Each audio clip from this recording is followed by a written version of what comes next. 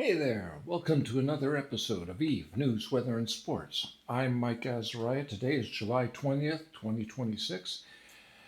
And sometimes when I'm making these shows, I start worrying on Monday or Tuesday that things might be a little slow this week and I'll have to figure out something to fill in the time so it's not just get to who blew up when and move on to next week.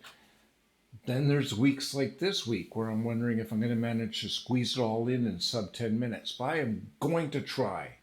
And so let's get going on this and talk about a few of the things that struck me this week, some big, some bigger. Alliance tournament has been announced. There will be a link down below.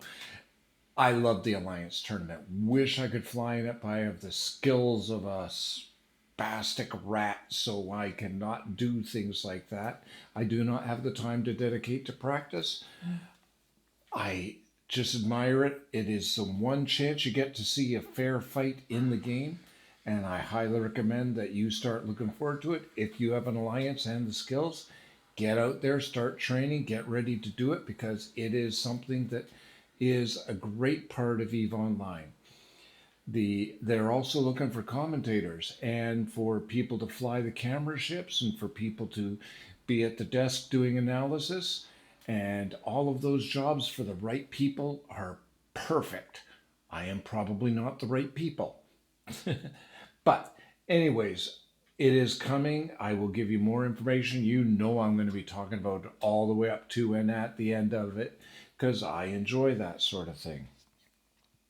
Second thing, another episode 18 of Nerds came out with CCP Lumi, Swift CCP.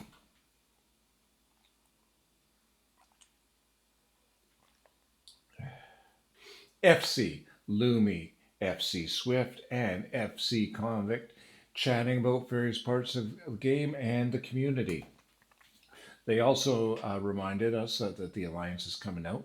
Talked about Seema and his show, This Eve Life, which I hope to be recording in a week or two along with him. And talking about saying that the prize ships do seem to be worth it. Good odds that they're going to be a Mar base, probably on the Curse and Sentinel if I were a guessing man. But it's a fun 45-minute watch. I would recommend it highly to you. Lumi, get better soon. I'm sorry to see that you have a broken paw. And then comes the big thing. Now, I've chatted about this before, I think, on this show, and I want to come at it from my point of view.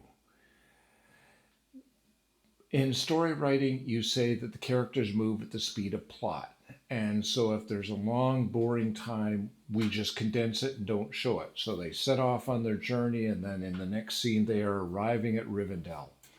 They set off chasing the orcs for months, get one scene of them going over a hillock, and then all of a sudden they're breaking their toes on helms. It is storytellers' conceit to be able to speed things up when it's just movement. In Eve, movement is what makes content. It is what makes you vulnerable. It is if somebody is 30 jumps away, you know they're not going to get to you very quickly unless there's an Anciblex involved. And the alliances have these series of devices that can zap and let them project power to all reaches of their territory and even lend that power acceleration out to allies, make a blue list and say, you guys can ride along on this superhighway as well. Come on along. Let's go stomp somebody. It was not what CCP wanted. Now, it's what the players want, especially the huge organizations. But the smaller groups, are, unless they happen to have somebody or have an advantage to being at the far end, so if they are getting raffle stomps, somebody they can just get on the bat phone and say, "Hey, can you send a huge force over? What? They're halfway across the galaxy? Okay, I can wait 5 minutes."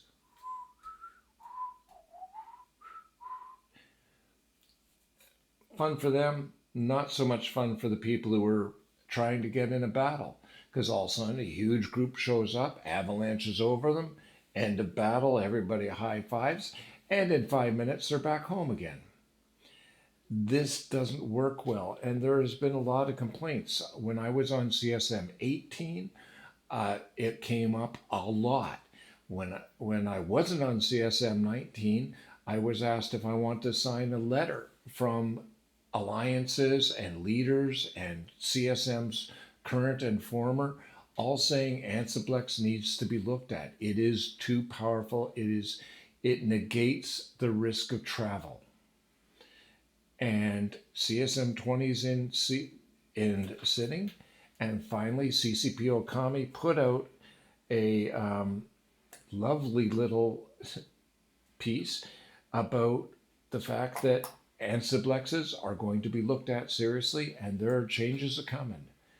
Now, immediately, there was a huge explosion of people saying, "This is wrong, this is horrible, I'm going to quit and remove my 27 alts from this game, I quit."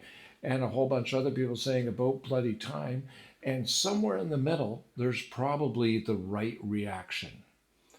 But for the most part, it's been noticed that when the letter was sent from all these former CSMs and former and alliance leaders and former alliance leaders, the one alliance that did not show up to sign was the Goons. Now, I don't know whether that was on purpose. I don't know whether they were asked to sign and refused, or whether nobody got around to talking to one of the biggest organizations in the game saying, "How do you feel about this?" Looks pretty questionable to me. So, does Ansiblexes need to be looked at? Yes. Has Okami put out a whole bunch of various ways to slow it down? Yes. One of them is saying you can't blue people on it. You have to be in the alliance. It will work with fatigue, which is something that's been in the game for a long time. And people screamed that the game was ending when fatigue was first introduced. It didn't. It's still here. And most people just accept that fatigue is a thing now and pay attention to it. Okami has also said that he's going to be watching carefully and have his hands on the dials. I appreciate that. I like the thought. I wish he hadn't said it out loud, because this means that if somebody was sly or manipulative, they could do bad things on purpose to try to force Okami to fix a problem that doesn't actually exist. They are just pretending that it exists.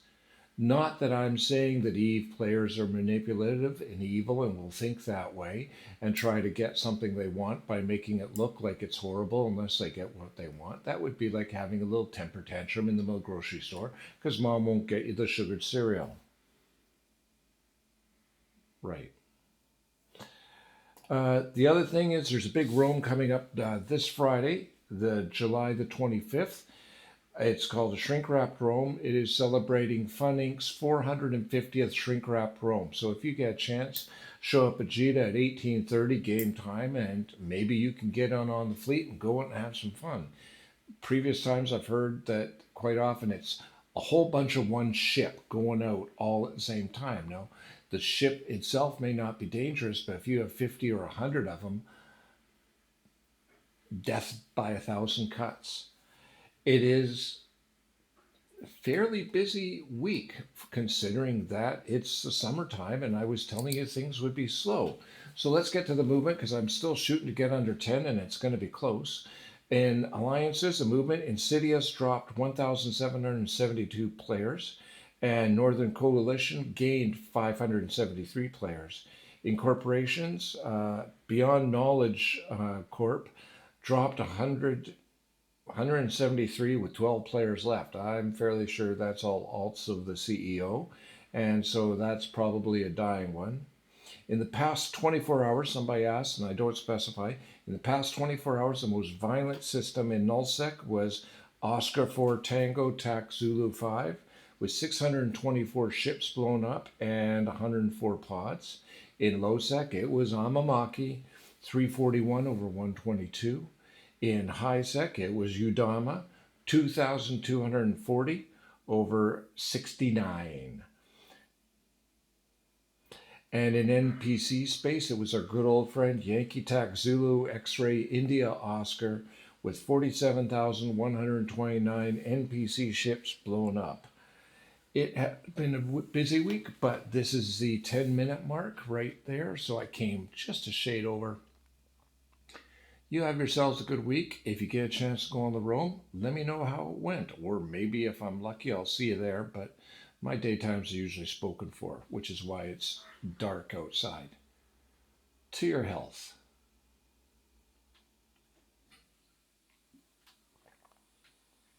Rum and lemonade. Ciao, Bella.